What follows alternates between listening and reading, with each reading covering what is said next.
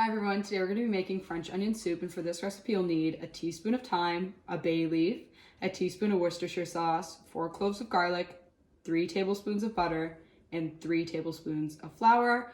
Of course, I have 3 different kinds of cheese because I'll be mixing them together and melting them on top at the end, as well as croutons, half a cup of wine, and 6 cups of beef stock or veggie stock. And I will be making one of veggie stock on the side for my mom who's vegetarian.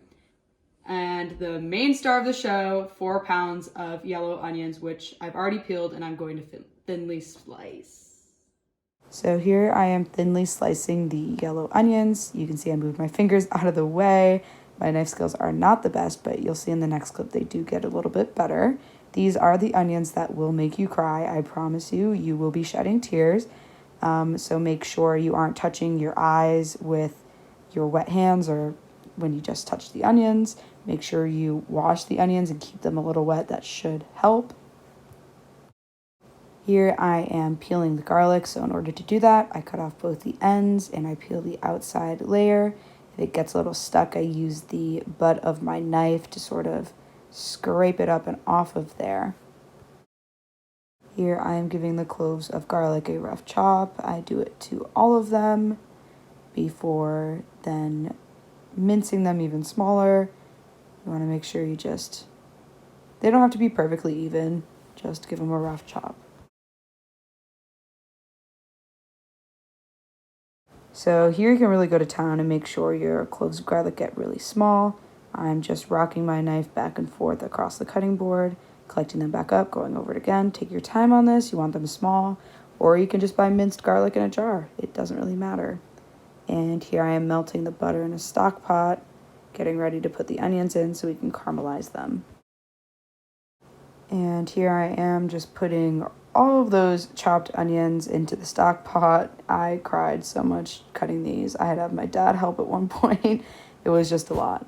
The recipe specified using a wooden spoon. I'll be honest with you, I don't know the reason why. I just sort of did it. And I mean, who doesn't want to use a wooden spoon? I mean, it's just classic cooking and you feel like a chef when you do it. Yeah. And here I am just showing you the stages of my caramelization process. Give it a good stir every 3 to 4 minutes. Here you start to see them getting a little bit brown, sort of just translucent at this point.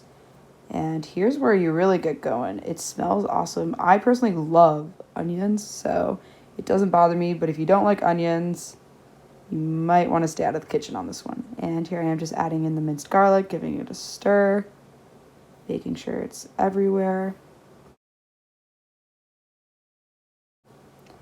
Here I'm just adding the flour in. I already pre-measured it, stirring it around, making sure I don't see any white anymore. This is what helps thicken the soup, thicken the broth. Yeah. Yay, wine. I'm just adding that to my onions. I already pre-measured it, so there you go.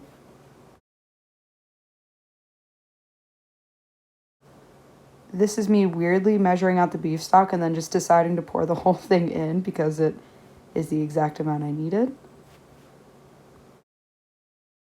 This is adding the Worcestershire, the bay leaf, and seasonings, giving it a good stir. So you're gonna then cover it, let it simmer. I'm checking on it. There's my mom's vegetable broth over there. Then I'm going to attempt to scoop the bay leaf out with a ladle like a dummy, and then I grab tongs and reach in and grab it.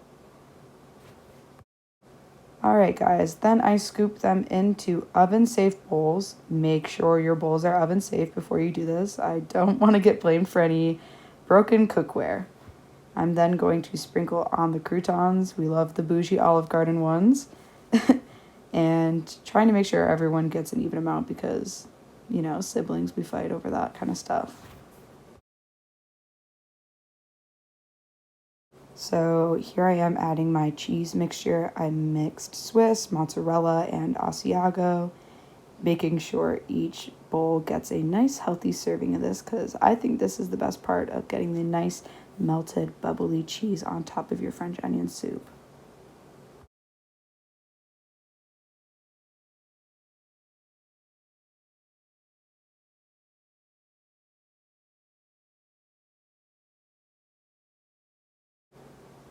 I set my oven to the broiler setting, and I'm putting them on the very top rack so that the top of the cheese gets a nice golden crust. So here I am, nervously and shakily pulling all 4 of these hot liquids out of the oven. If you're not confident with this, get someone else to help you. Yeah. And here's the finished result. My family and I ended up eating this for lunch.